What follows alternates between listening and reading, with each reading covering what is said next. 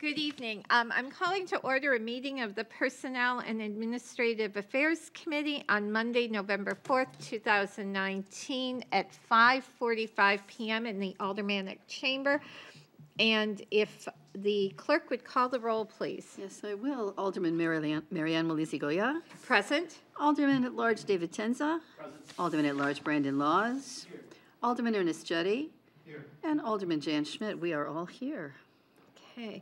And we also have Director Cummings and Director Marchant in attendance with us. So we have public comment. I see no one. There is none. We are here this evening for a presentation by Director Cummings, and we're going to be talking about some of the TIFs downtown, as well as a proposed East Hollis Rail Yard District TIF. So Director Cummings, if you would like to join us. Director Marchant, are you joining us? Yes. And would you, yeah. Here. So good evening. For the record, Tim Cummings, Director of Economic Development, and with me this evening I have Director Sarah Marchant of Community Development and Program Coordinator Comba Lamina of my office. Thank you, Madam Chair, and through you to the committee. This evening, I'm hoping will be more of a roundtable type of conversation where we can discuss where we are with the various TIFs, particularly the downtown riverfront TIF, and then have a high-level conversation about something that Director Marchant and I have been working on for the last few weeks, which is this concept of possibly doing a TIF in what I refer to as the East Hollis Street area. What we've been focusing on is this new rail yard district. So we would be looking, if there's enough consensus, to be proposing something just after the first of the year. But we wanted to kind of get people's thoughts in terms of the direction that we're going. So before I begin, first and foremost, there was a communication sent to you, so hopefully you all have it. I'll be referencing it this evening. First is just a general outline of tax increment financing, which for those of you who may or may not know, I put this graph in the memo, which outlines basically what we're talking about is capturing the incremental value. So if you have dollars on the y-axis, and then on the x-axis you have years.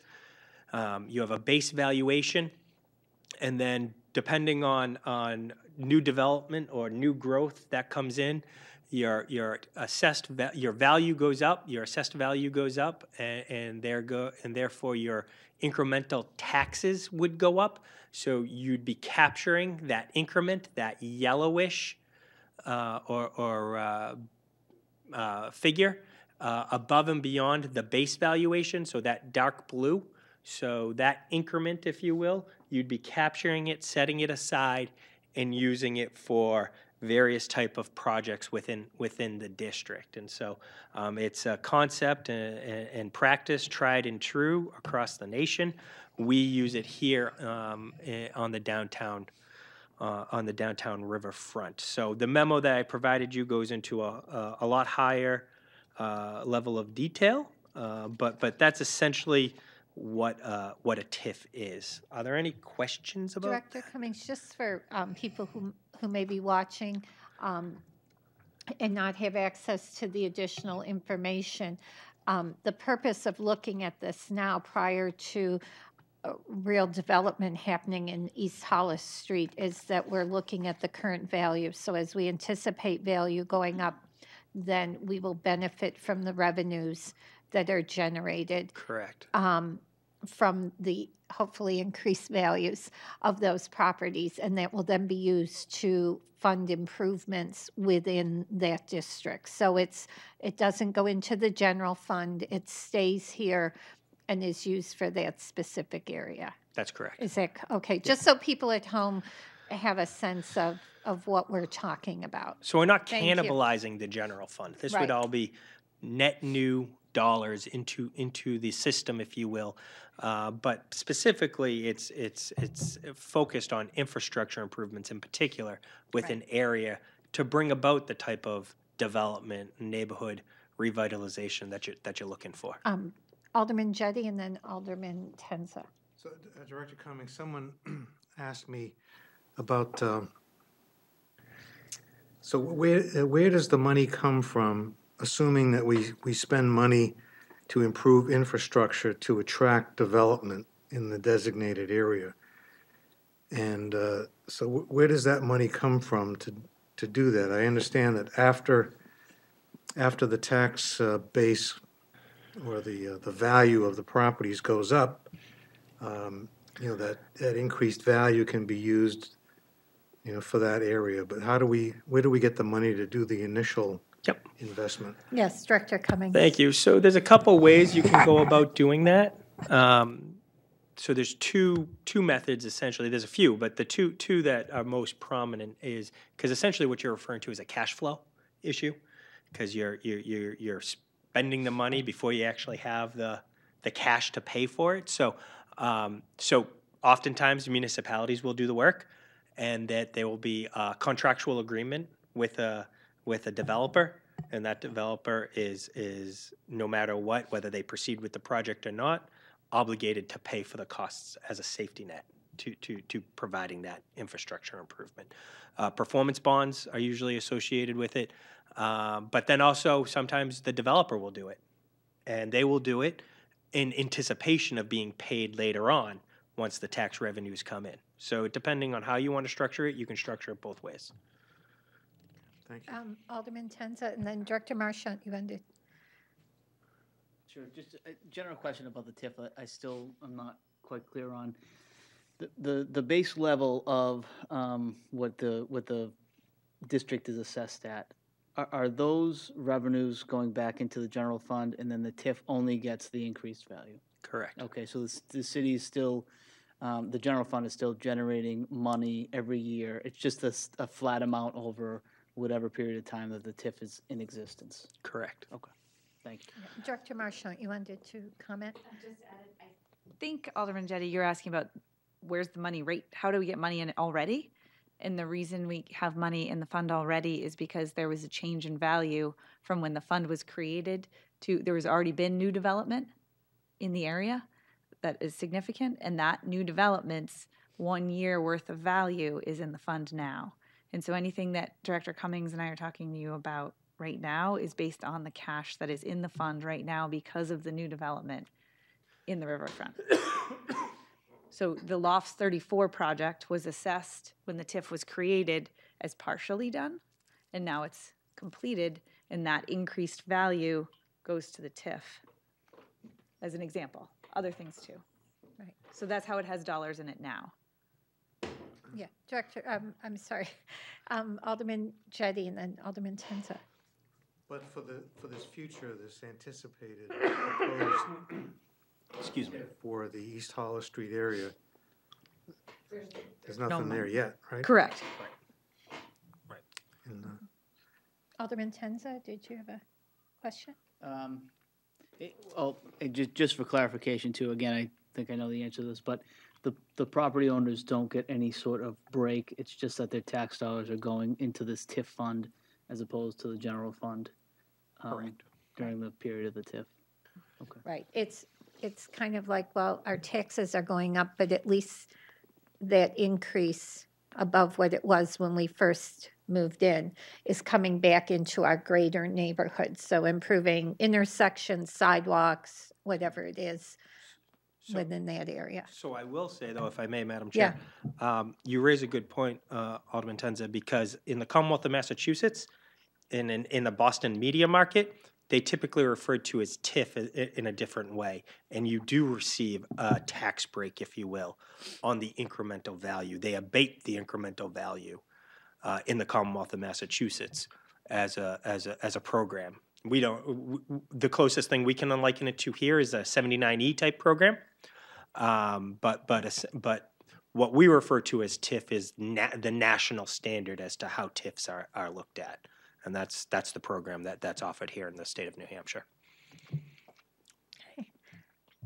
Thank you for that little diversion. Yeah. So we all are clear. So anyway, so that's some general background about TIFs. Here in the state of New Hampshire, you can go up to 40 years. You know, we have a TIF here in Nashua. We started in 2004 with what started out to be the Promenade, the downtown riverfront. 2 years ago, a year and a half ago, we expanded it to a larger area. So that is a good segue into the next memo, which is essentially an update on where we are with the downtown riverfront. TIF. And so the goal that we're working toward, Comba, Sarah, and myself, is to try to come back before you in the next year and a half, looking for a bond for between $10 and $15 million. That's the goal for this conversation. We'll say 12, but you know, in the 12 to $15 million range. We really won't know exactly what the bond request will be for a few more months, but that's the overall objective that we're working toward. And so right now in the fund, there's approximately $750,000 in the fund. Next year, it's projecting to look to be about $1 million. We are looking to implement the downtown riverfront master plan, which we did in preparation for this TIF a year beforehand. And so the following pages in the memo kind of go into detail about what that implementation would be. And so we would be looking to start the design of these various bulleted items. And so we're looking at doing a new access at Factory Street, which would be right here. And that new access would actually be access to Mine Falls Park. So you'd be going in between what we refer to as the Picker Building and Clock Tower, and look to connect over what we refer to as Pine Street Extension and into the mill yard. So that would be the first thing, one of the first things we look at.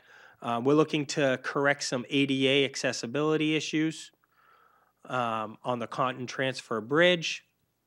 We'd be looking at redesigning the Factory Street Extension, redesigning the parking lot and park Renaissance to make it more of a green space, active green space, maybe an amphitheater, lose some of the parking that's there now, create some event space so it can activate that area.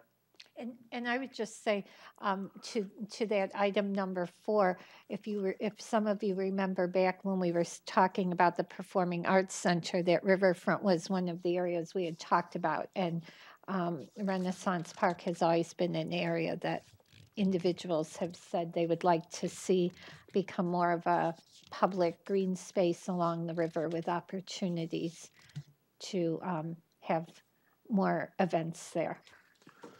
Mm-hmm. Oh, I'm sorry, Alderman Laws. It's all right. Sorry for cutting you off before I pile up the questions too far. 0.75 million now, projected 1 million next year. Is that a $250,000 increase, or is it next year $1 million in addition? No. It'd be total $1 million, so it'd be $250,000. It would be $250,000 $1 million increase. So we're projecting that going forward, I imagine. That will stabilize. Yeah. So again, here's kind of an outline of what the financial plan's looking like. So right now we have about $750,000 to begin the concept plan. That's going to cost us about $500,000. We're going to be doing some tree removal at about $200,000, and then so what I'm referring to as miscellaneous spending, which I really won't know what that dollar amount is until I have some trend data and we stabilize the area. But I'm saying safely we should hold aside $100,000 for snow removal, landscaping, various miscellaneous programming if we're going to do it, and any incidental costs that happen over the year. So that's going to bring us very closely to $740,000. So that's the money we'd be looking to spend over the next year or so.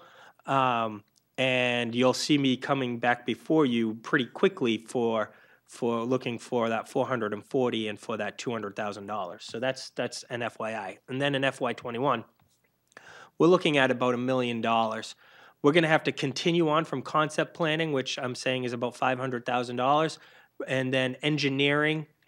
I'm saying right now we've got quotes that are going to tell us it's about $600,000. That would bring us to full design. So we would have it fully designed. Again,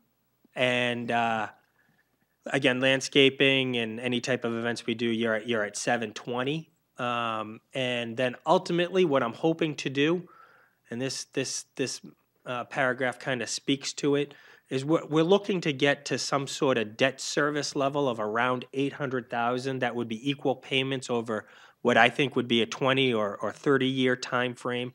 And that leftover money, that $150,000 to $250,000, whatever that is, we would put towards operational type costs, maintenance, cleaning, events, various programming for the area. And so that $1 million, I believe, will stabilize after next year. And what you'll see is probably, whatever the, for lack of a better way of describing it, whatever your COLA is, your year-to-year increases in assessments is what would see. But unless any new development comes, in which I'm not aware of any right now that is permitted, but if it stayed stagnant and there was no new development, you're looking at, approximately $1 million-ish a year. May I? Yes, Alderman Lawson. Well, that is another. So first of all, the ADA improvements.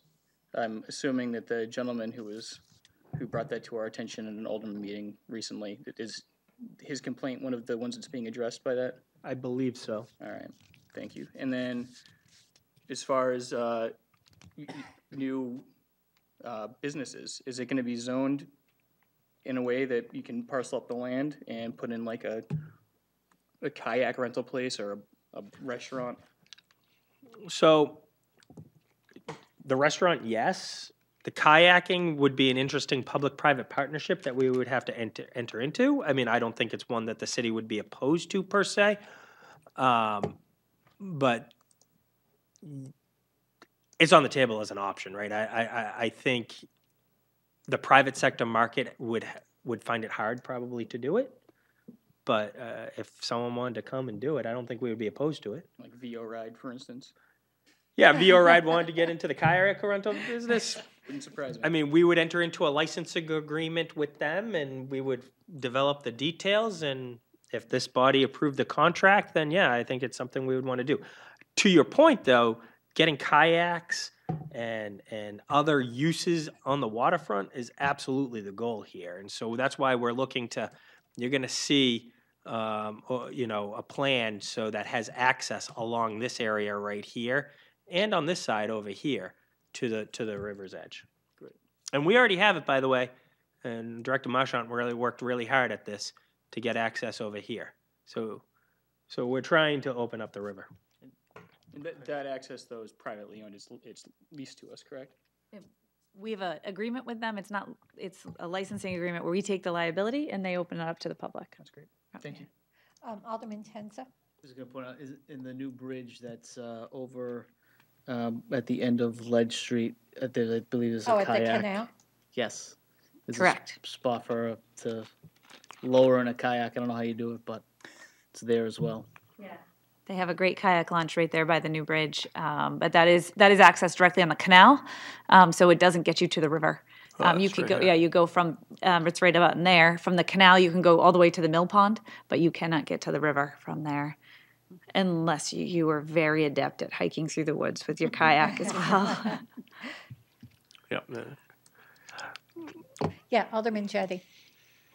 So on this slide right here, the financial plan, the 755,000, that's already in the TIF account, correct? Correct. And then in fiscal year 21, you've got that going up to $1 million. And I think you said to an earlier question that that's not an extra million, that's approximately 250,000 on top of the 755, correct? And so, and then at another point, I thought you said, the income from the TIF would stabilize at $1 million a year. Is that right? So how do you go from, so in fiscal year from 20 to 21, it increases by 250,000, but in the future, you think it's going to go up $1 million a year? No, it's not going up $1 million. If it went up $1 million, that would read 1.755. So that's just $1 million is the 200 on top of the 7. So that brings you to $1 million. The reason why we're at $1 million is because there's an approximate 18-month lag in assessing, when you assess values as to when you actually realize the money. So when this 755 was captured, it was only partially way through the valuation process for the new development that came into the community.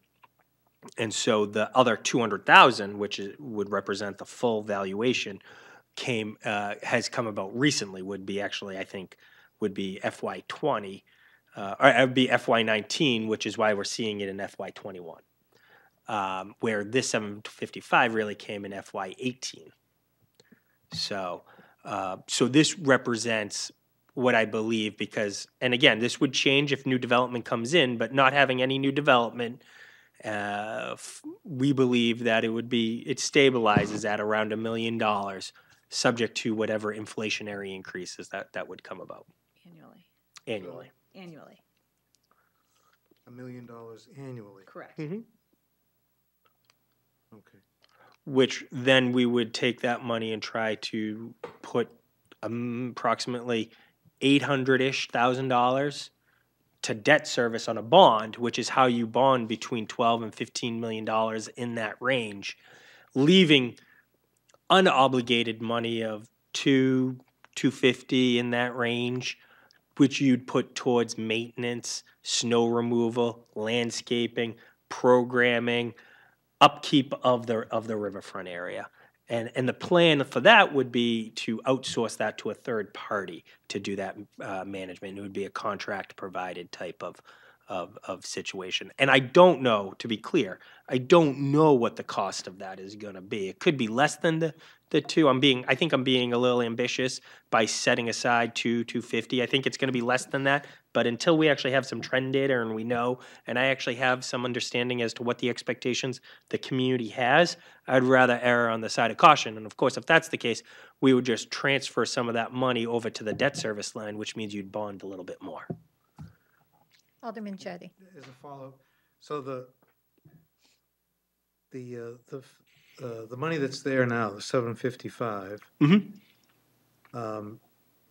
and then next year you anticipate it'll be up to $1 million. But that's assuming, that's the 740 that you're going to be spending is going to come not from the TIF, but from some other source. It comes from the TIF. It does come from the TIF. Right. So why doesn't the 755 minus 740 end up with 15,000? Because it gets replenished every year. It does. It's a new $1 million every year.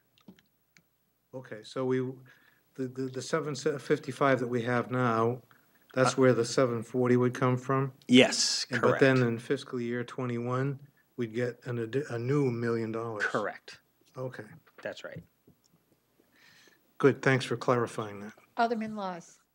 I think I actually confused the way I worded my question, because I apologize for that, Alderman Jettie. But He would like you to get a little closer to your mic, please.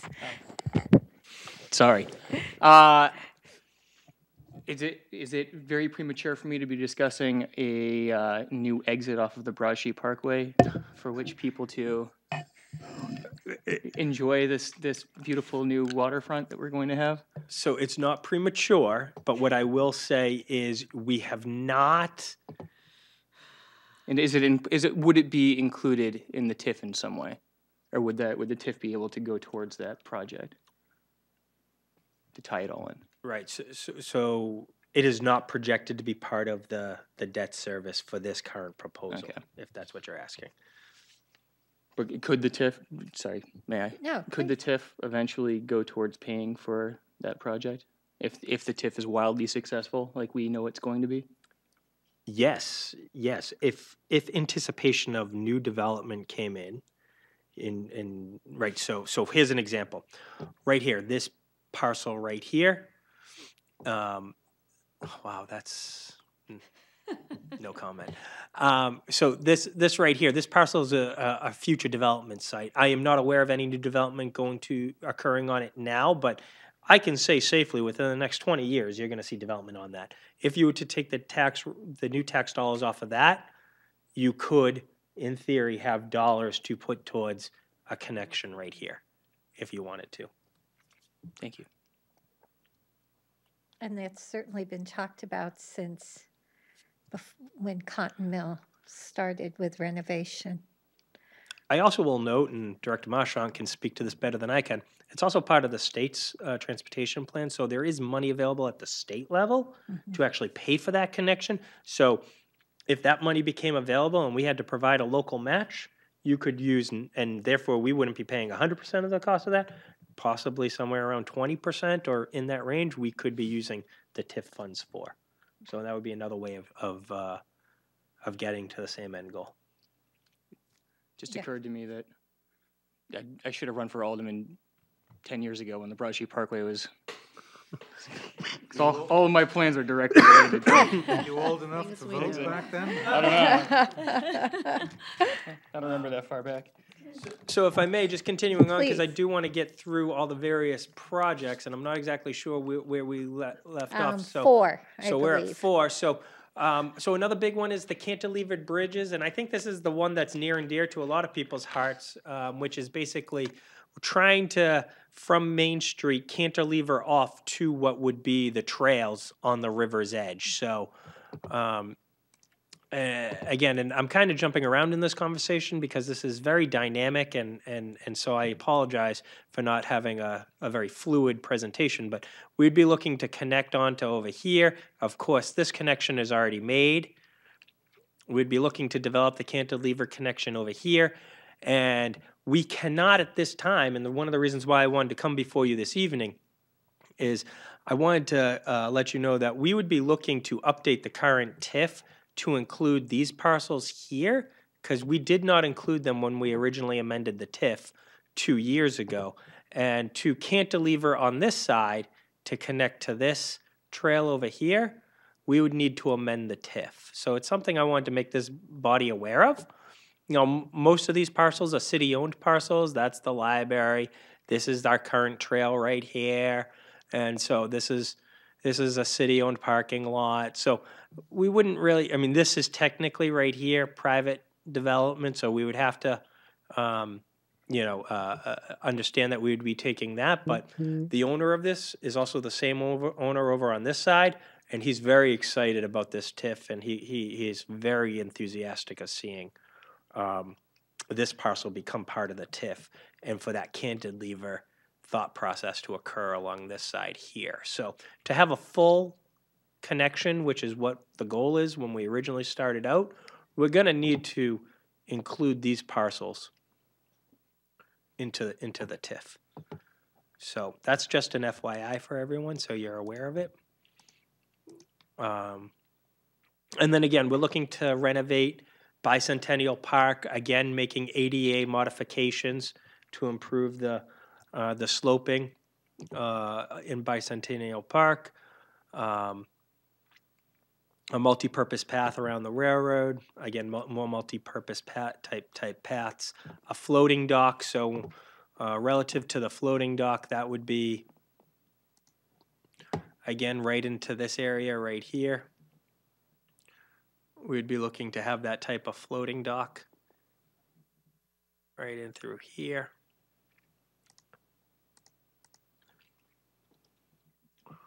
Include, create new trail connections, riverbank restoration. Again, some ADA accessibilities. are the general proposals that we'd be pursuing in this concept plan, or general ideas that we'd be pursuing in this concept plan.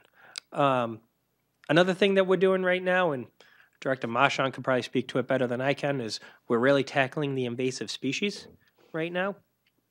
So I don't know if Director Marchand wants to give an update on that. Sure. So as part of this process, we worked with the Department of Agriculture, who's in charge of terrestrial invasive species, and identified 13 different varieties of invasive species on our downtown riverfront. There was a treatment done this fall, and it coincided with when the first frost came, so everything started dying, and it wasn't that noticeable. But since then, through Director Cummings, we have also had somebody come in and really start cleaning up. And so if you walk down there this week, it will look dramatically different than it did 2 weeks ago. You can stand, and we had some great coverage in the Telegraph last week. You can stand at the Greeley House and you can see those granite bounds that go down to that little kayak launch there.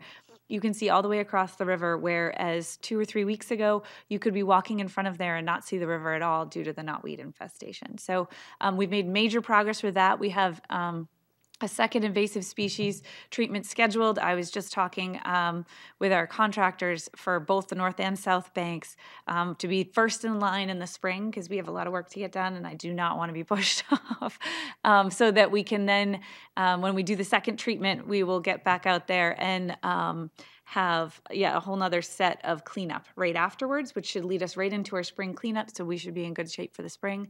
And Director Cummings is working with Kumba on a pretty extensive tree removal project, and actually you'll be seeing signs going up in the next week or two in that area saying, if you have questions, invasive tree removal and tree removal, here's who you can call, and check out the downtown riverfront plan. The tree removal will be very extensive on the north and south banks, and in large part that is because of the invasive species that have literally become part of the trees. And when we do the more extensive treatments, it's going to kill the trees.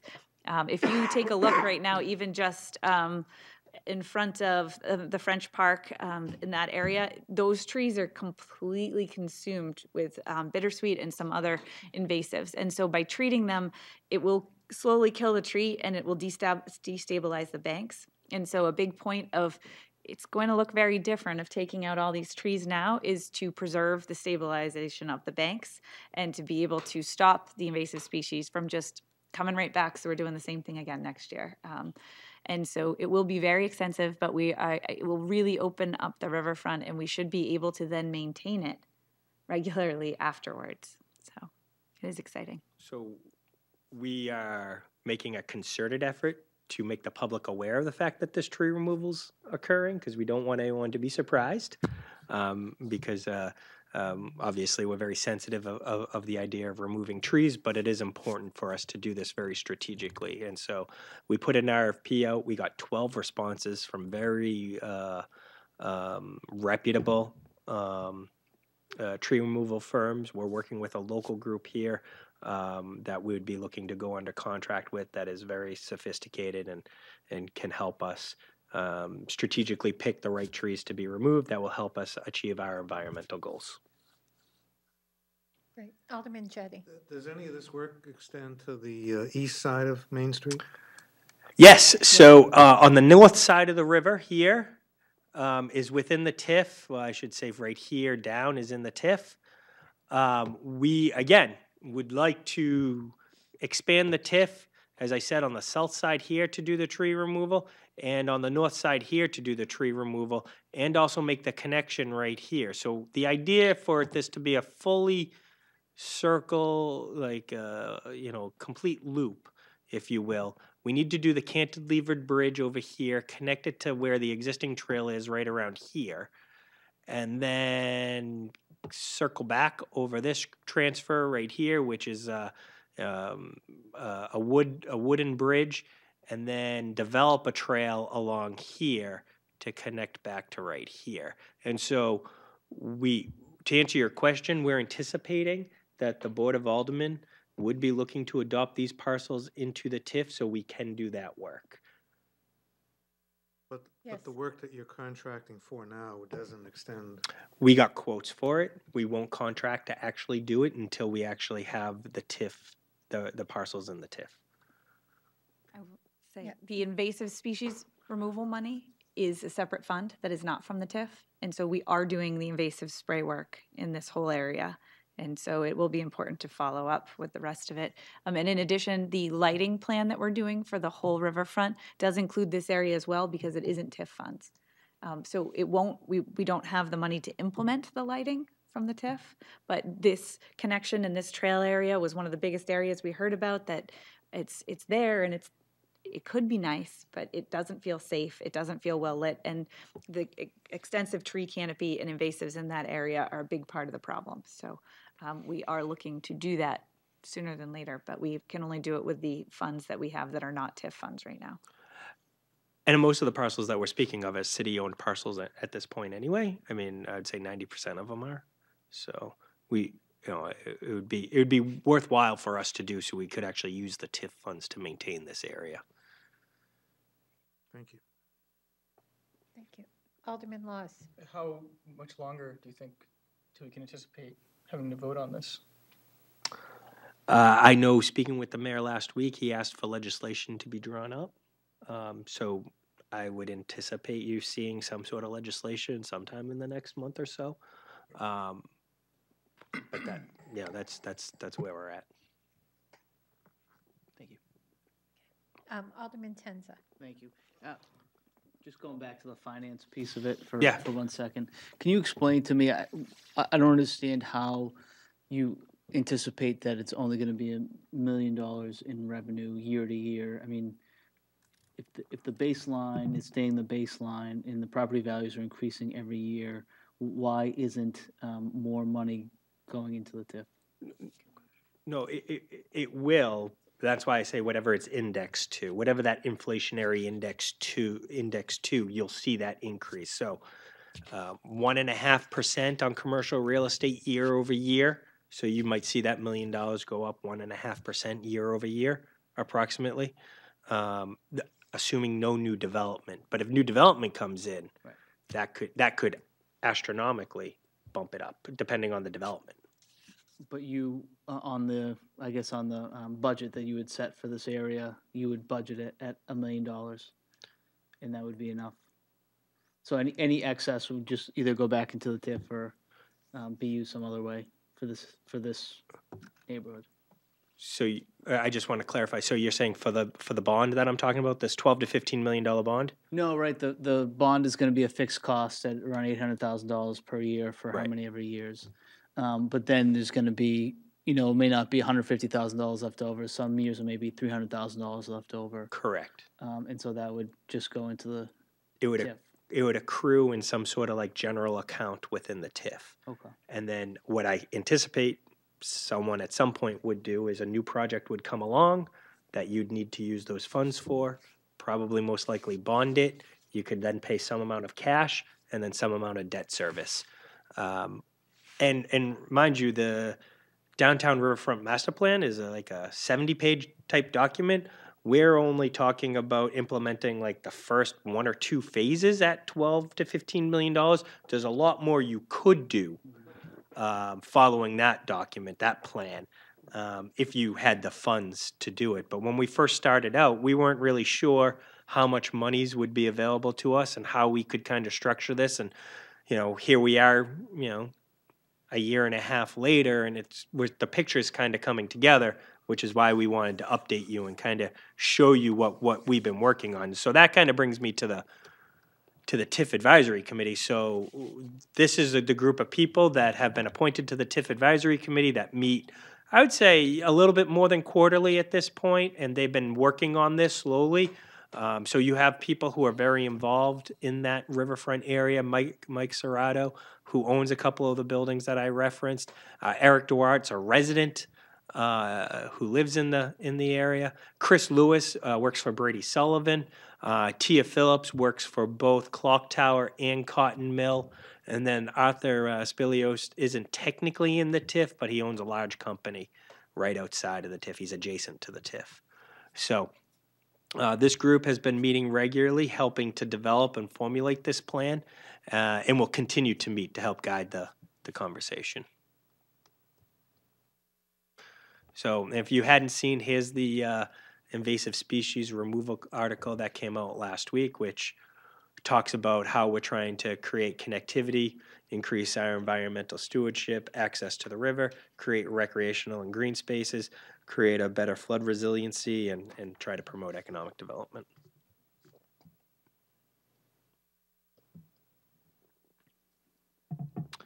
Any other questions?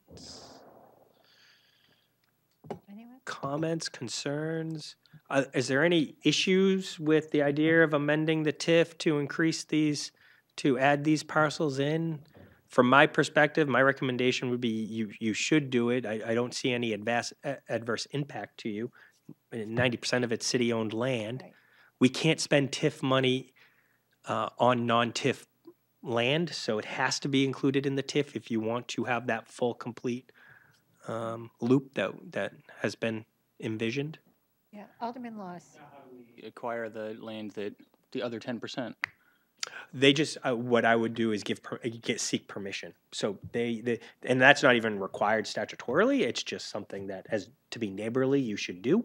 And I can already tell you that all the landowners are anxious to see it included in the TIF. BAE, we've talked to them. We've talked to Mike Serrato, who owns this right here. To be honest with you, there's some issues out there with some lack of maintenance. So if we can spend some resources and pay some attention to it, it'd be well received.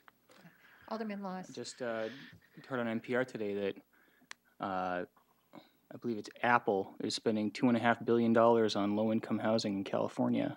Wow. Which is great. It'd be great if we had some billion-dollar companies in Nashua that would like to invest some money to make the place nicer. Yeah. Yes. Just saying. Yes. Any other questions, thoughts, comments?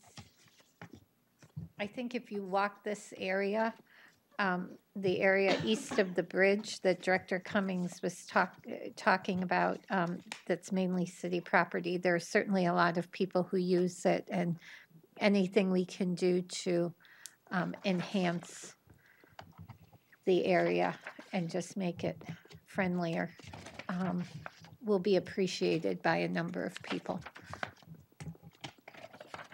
So, thank you. So moving on. Next. Yeah, moving on to this idea that I wanted to propose to the group, which is this concept of doing an East Hollis Street, and we're still trying to work on a name for it, and so I don't necessarily know if we should call it the East Hollis Street TIF or the rail yard TIF concept, but essentially what I would be trying to do is propose to, and I'm not going to read the slide to you because you can certainly understand what I'm trying to drive towards, which is trying to change a neighborhood is extremely difficult, and the reality of the situation is older Nashua, the eastern edge of Nashua was the traditional rail yard and heavy industrialized area for the city. In this day and age, the market has changed. We know that those neighborhoods are trending differently. The market is saying that they should be residential type of housing, and that would be really great as well because it also would be an ancillary way to support our downtown. It's walkable, and we need housing. So the mayor, as you all know, a little less than a year ago, announced this idea of a rail yard district, which would be the changing of this neighborhood into more of a multi-use, multi-family type of downtown. And so to do that, we need to develop the framework to create the public improvements. So some of the objectives that this TIF would be looking to accomplish is to improve and upgrade the public infrastructure, provide public amenities that encourage and create opportunities for businesses and housing to locate and expand within the district.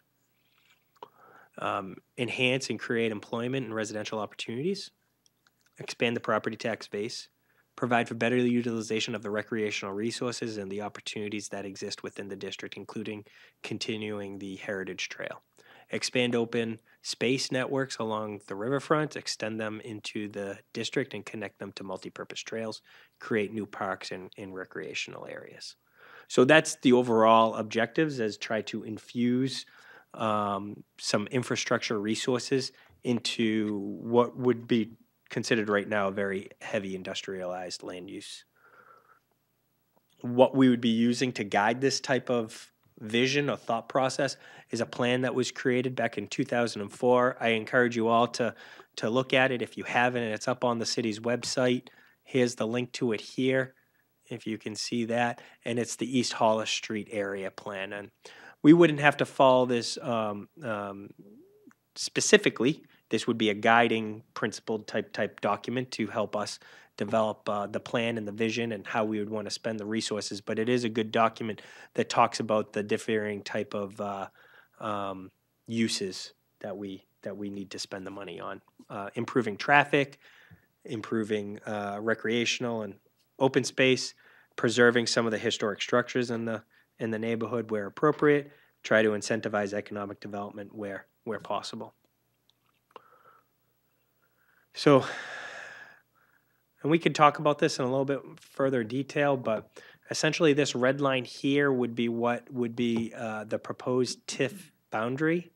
And you know, this is always the sensitive subject when you're talking about districts, is where to draw the line. And I would recommend to you even pulling it down even a little bit more, even a little bit more so. But that's what came out of a conversation with the planning board about 2 months ago. Excuse me. Director, oh, I'm sorry, Alderman Laws.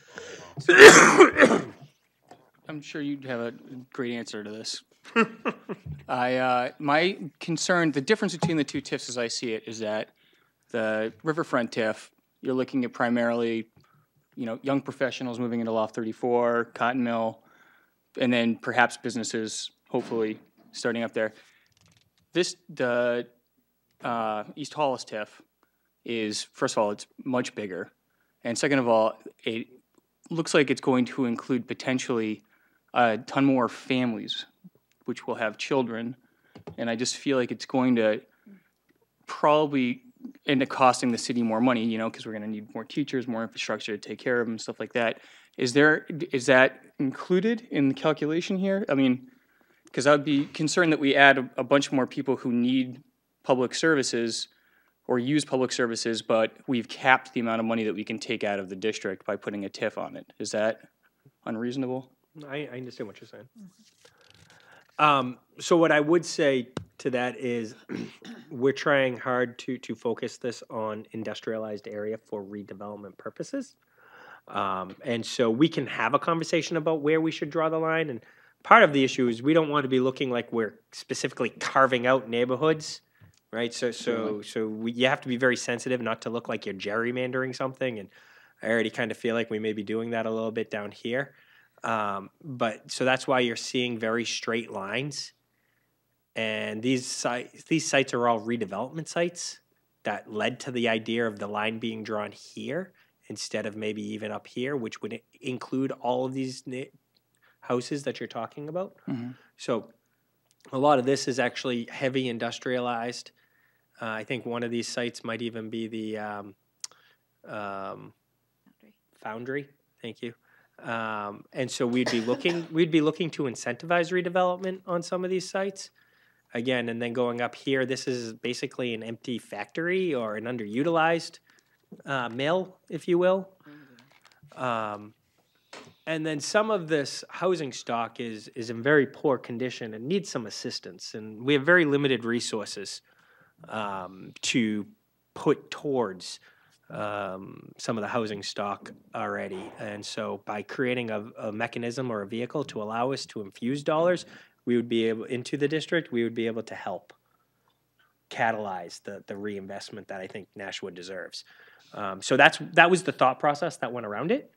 But to your point, we're very sensitive to whenever you create a TIF to balance the needs and the demands on the general fund versus the infrastructure upgrades to get you there. Madam Chair, may I? Yes, please, go ahead.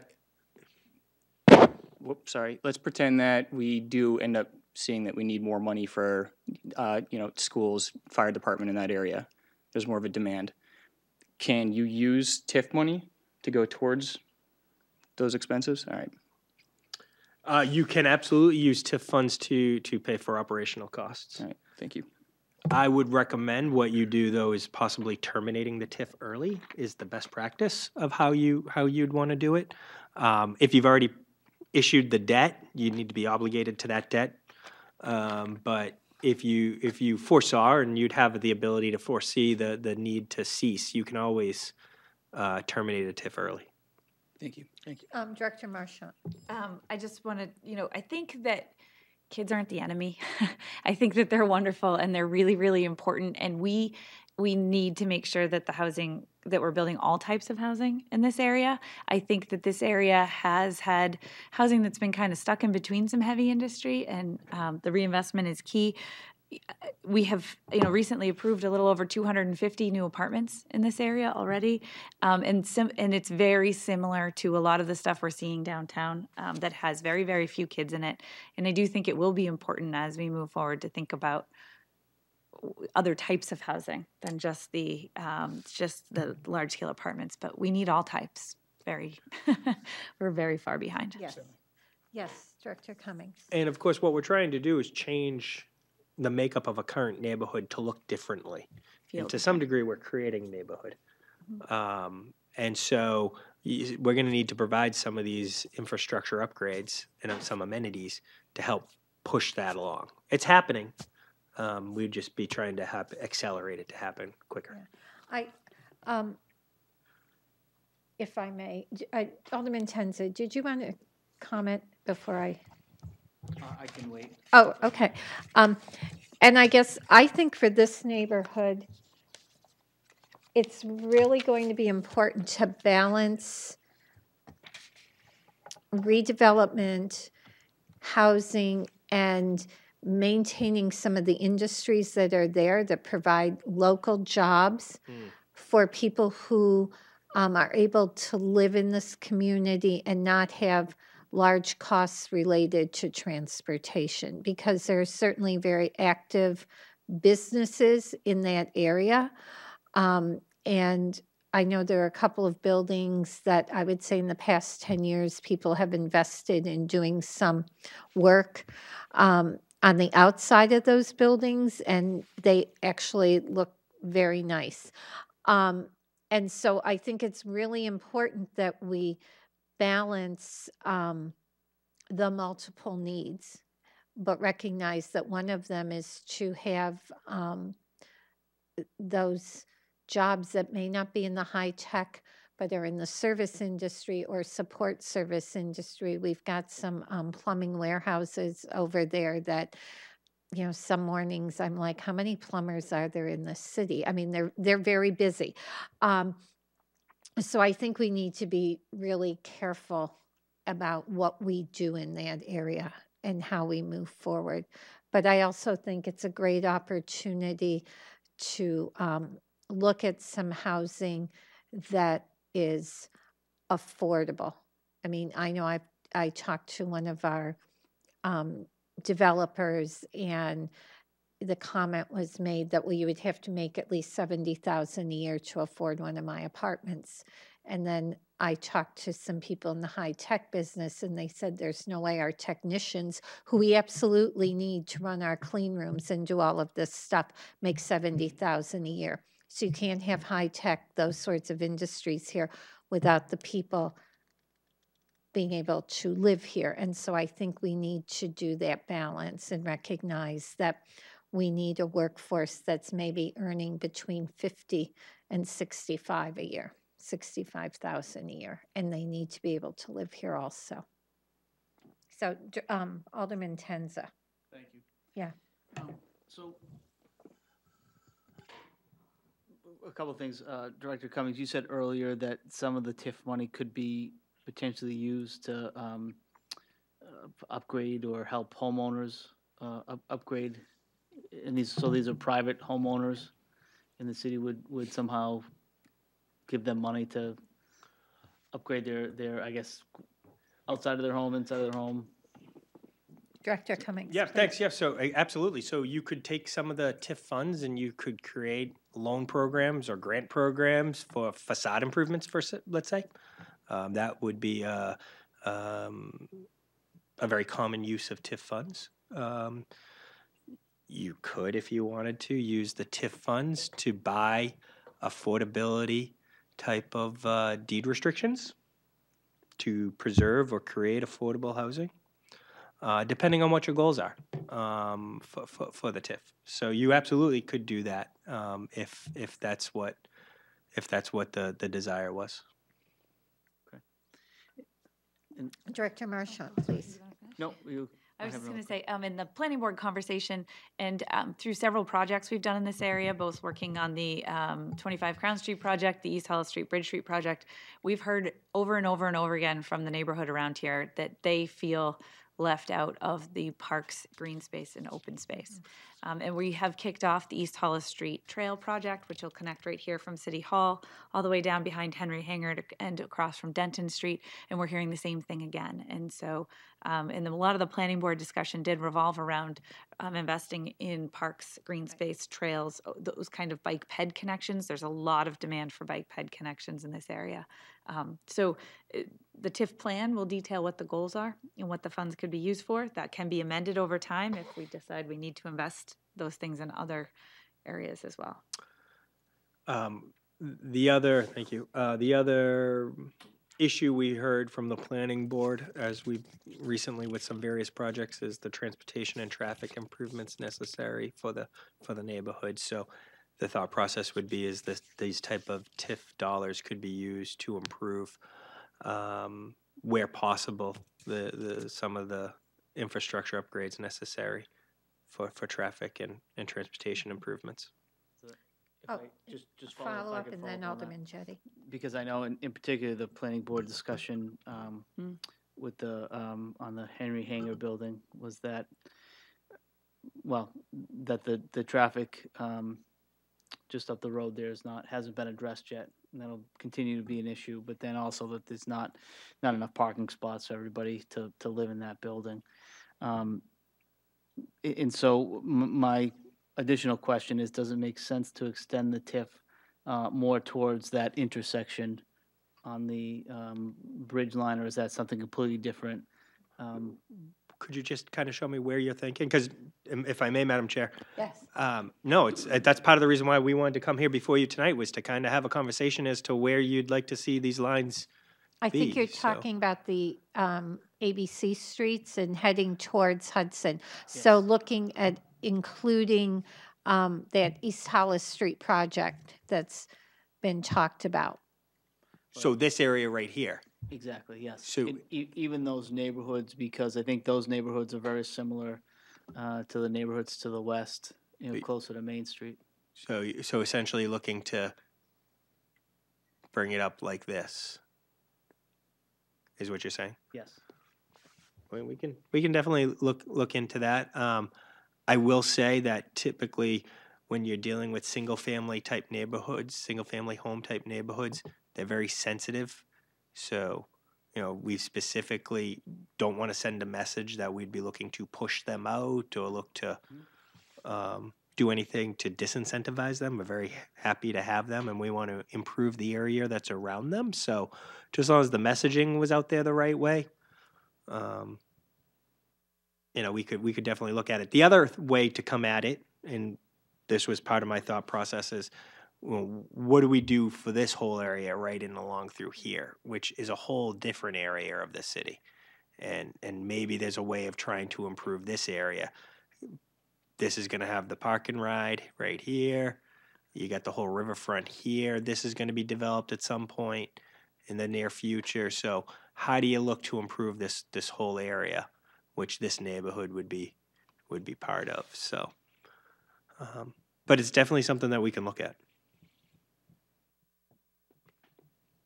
Any other, Alderman Jettie, yes.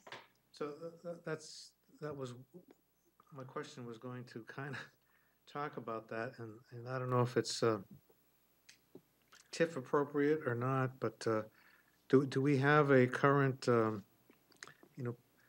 that area, the Merrimack River and that part of the Nashua River? I'm just going to switch maps here to make it a little easier. So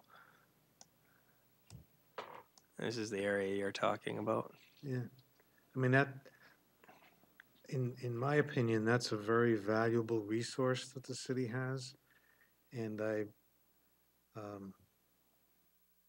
I really don't know, but I'm afraid that that things are happening where we're not taking full advantage of that. I may just be ignorant of what the two of you are doing in that area, but I know we recently talked about that the river crossing, the new traffic plan that the state is paying for, Oh, right here. Yep. and we were told that that the money that the state is going to be paying to make these improvements, the net effect is going to be, not only is it not going to improve the traffic situation, it's probably going to make it slightly worse, but it's going to provide access and it's going to make it look nicer. And I'm just I'm concerned that I don't know that we can do anything about that, but I just want to make sure that we're not missing the boat, so to speak. Boats on the river would be nice. Speaking of boats, but so do we have a plan outside the TIF conversation? Do we have a plan for that area? Well, I think there's a couple things. We are massively improving the sidewalks and bicycle access in this area. So while it may not be a panacea for cars, it's absolutely going to be 100% better for pedestrians and bicycles, and that's what we heard from the neighborhood. So that is a win in this, and I think that's something that we haven't valued as highly, and that in these neighborhoods where people are walking and do use alternate modes of transportation, it's incredibly important. And I also think this is one of two, potentially how you look at it, 3 bridges over the Merrimack River between the Massachusetts border and the Manchester airport. And there's never not going to be traffic on East Hollis Street or Bridge Street. I think we need to keep in perspective what this area is. And that traffic is an economic generator for Nashua and the region. And so it's really hard to accommodate a neighborhood where people live and pass through traffic. And so we're always going to be balancing these two competing themes with that. As far as capitalizing on the riverfront, I think there's a lot of other things that come into play here that both Director Cummings and I and Public Works are all pulling together. This area, the entirety of this riverfront has the levee, which is highly regulated by the Army Corps of Engineers. And so there's an entirely additional level of permitting fun and evaluation for anything that we contemplate doing in this area. And while I think we have a lot of visioning going on around that, and certainly lots of conversations with the Army Corps about possibilities and how we can do things, it does need to be looked at separately. It is being looked at, but it is a different kind of thing than, say, a riverfront downtown, which we have pretty much complete control over. Director Cummings. And then what I will add on to Director Marchand's comments with is we're going into a master planning phase here in this community. And so I hope this group and others will get involved and get engaged and talk about what their vision is for the next 20 or 30 years in this area. I believe that this area of the city will be completely different in the next 30 years. And now is your time to kind of have a conversation about how you'd like to see this area used. And so the master plan's coming up, and that would be a great opportunity to to kind of start those conversations. Yeah, and Alderman Jettie, I think a bit to your question, Director Marchant and I recently had conversation, and I asked her about what we can do in terms of like guaranteeing public access to our waterfront and what's available. I mean, other communities I know have, 20 foot from the shoreline. It's always public access, and you can't own all the way to the water. So there's always that access way. And I think many of us have that concern in terms of making sure the residents of Nashua and those who come to visit have access, because we realize what a resource the waterfront is. So, and then of course, the Army Corps of Engineers and all of that, that's just another level that we have to deal with in terms of access there.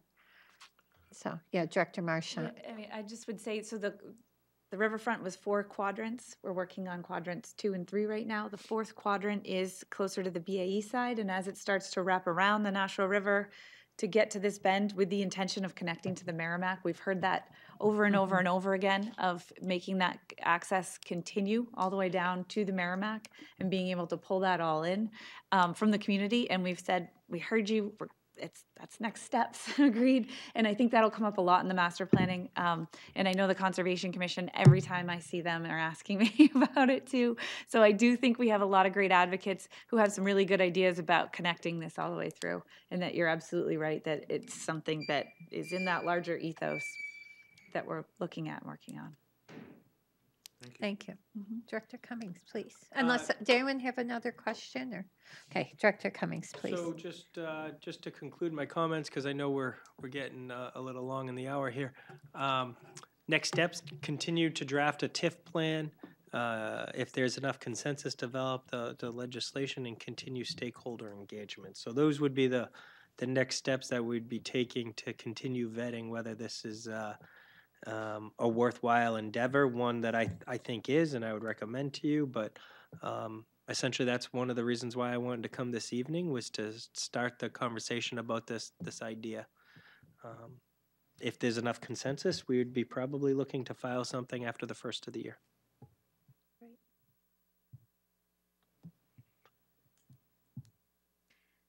So, and I guess I would just say, if you have further questions, contact Director Cummings or Director Marchant, because I'm sure they'd be more than willing to Absolutely. hear your thoughts. Because it is a very different part of the city, and looking at moving forward with that neighborhood is something we should all be helping plan for and be giving input to. And we all live in it in different ways. So, any further comments, questions? All right, well, thank you very much. Thank you. We appreciate it. And while you're both here,